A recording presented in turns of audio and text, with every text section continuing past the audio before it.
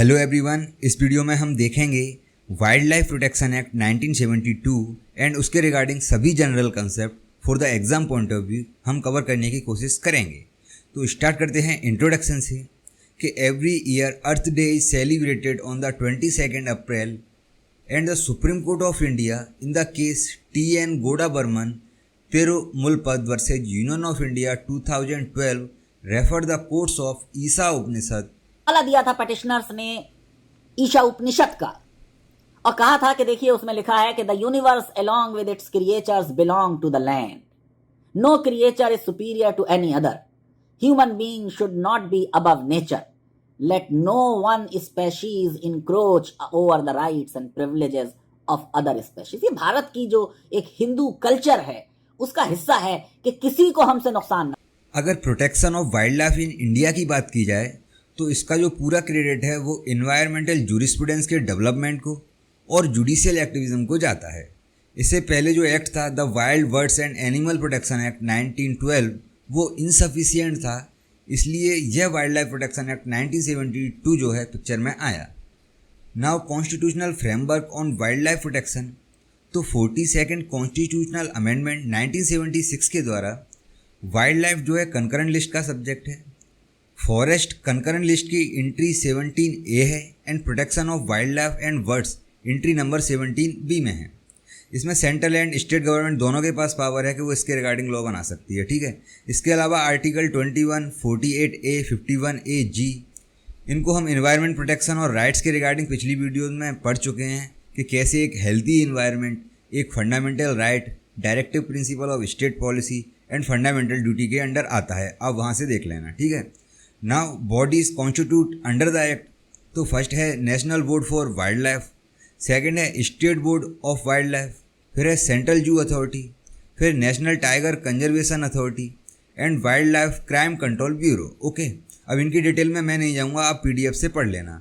इनके अलावा यहाँ एक्ट में कुछ अथॉरिटी भी अपॉइंट की गई हैं, जैसे under section 3 director of wild life preservation and section 4 chief wild life warden. फिर कुछ popular wild life sanctuary in India भी आप यहाँ से पढ़ लेना अगर आपके सिलेबस में हो तो, ठीक है। अब हम देखते हैं बोर्ड। देन 2002 के अमेंडमेंट द्वारा इस एक्ट में सेक्शन 5A ऐड किया गया जो कि national board for wild life constitute करता है एंड इसके जो चेयरमैन होते हैं वो होते हैं प्राइम मिनिस्टर। सेक्शन 5C में इस बोर्ड के फंक्शन बताए गए हैं कि वाइल्ड लाइफ एंड फॉरेस्ट के डेवलपमेंट को प्रमोट करना, कंजर्व करना, इसके regarding policy banana, central and state government को एडवाइस देना। ऐसे ही बोर्ड की कुछ ड्यूटीज़ भी हैं, जैसे कम से कम 2 साल में एक बार वाइल्ड लाइफ कंडीशन की जो स्टेटस रिपोर्ट है उसको पब्लिश करना। इसके अलावा national park, sanctuary and other protected area हैं उनकी सेटिंग एंड मैनेजमेंट के लिए अपनी रिकमेंडेशन देना और किसी भी एरिया को प्रोटेक्टेड एरिया डिक्लेयर करना, ठीक है। एंड बोर्ड अपनी ड्यूटी स्टैंडिंग कमेटी की, वो स्टैंडिंग कमेटी जो होती है उसको भी डेलीगेट कर सकता है। ऐसे ही section 6 state board for wild life constitute किया जाएगा और जिसके चेयरमैन कौन होंगे, उसके होंगे चीफ मिनिस्टर, क्योंकि ये स्टेट बोर्ड है।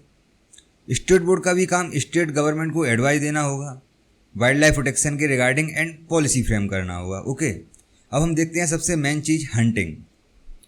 तो हंटिंग एंड पोचिंग इस एक्ट में जो है प्रोहिबिटेड हैं, बट कुछ एक्सेप्शन के साथ। The act prohibits hunting of wild animal specified in schedule 1, 2, 3, 4 including Indian elephant, Indian lion, snow leopard and वे सभी जिनके नाम सेक्शन 9 में दिए गए हैं। हालांकि ये जो बैन है वो एब्सोल्यूट नहीं है, सेक्शन 11 में इसके कुछ एक्सेप्शन दिए गए हैं, ठीक है। तो अकॉर्डिंग टू सेक्शन 11 जो वाइल्ड लाइफ एनिमल शेड्यूल 1 में प्रोटेक्टेड हैं वे चीफ वाइल्ड लाइफ वार्डन की परमिशन से तभी हंट किए जा सकते हैं जब वे एनिमल ह्यूमन लाइफ के लिए डेंजरस हो गए हों या वे ह्यूमन को ऐसी डिसेबिलिटी या डिसीज दे सकते हों जो कि इर्रिकवरेबल हो, जिसे रिकवर नहीं किया जा सकता हो, तभी उन एनिमल्स की हंटिंग की जा सकती है, ठीक है। ऐसे ही wild life animal protected under schedule 2, 3, 4 can be hunted by the permission of the chief wild life warden और the authorised officer if that animal has become dangerous to human life और प्रॉपर्टी, जिसमें आपकी standing crops और land भी include होगी। इसके साथ ही section 11 bodily defence में भी हंटिंग अलाउ करता है, केवल तब जब वह गुड फेथ में की गई हो। इसके अलावा सेक्शन 12 में chief wild life warden education, scientific research and scientific management के लिए भी हंटिंग अलाउ कर सकता है, यदि जो उसकी प्रिस्क्राइब फीस है वो फुलफिल कर दी गई हो। फिर सेक्शन 65 अंडमान निकोबार आइसलैंड के जो शेड्यूल्ड ट्राइब्स के लोग हैं उनकी हंटिंग के राइट को इस एक्ट के जो है अलग रखा गया है, उन्हें प्रोटेक्टेड रखा गया है, वो अपना हंटिंग कर सकते हैं।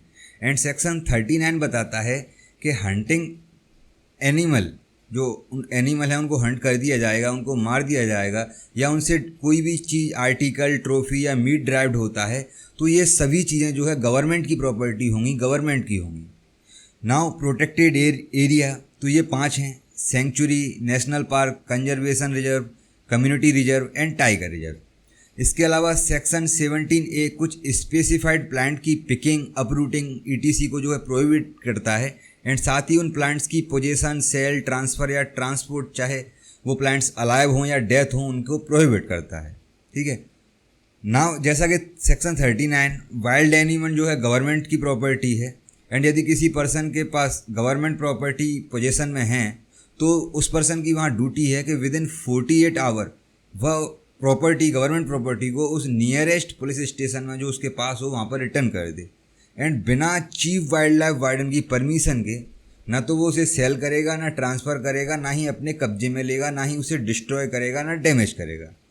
फिर सेक्शन 43 एनिमल ट्रेड को प्रोहिबिट करता है और रेगुलेट करता है। ये सब आप PDF से पढ़ लेना, ईजी है। PDF की लिंक आपको डिस्क्रिप्शन बॉक्स में मिल जाएगी। एंड और कोई भी प्रॉब्लम आए तो मैसेज मी, ठीक है। मिलते हैं नेक्स्ट वीडियो में। थैंक यू, धन्यवाद।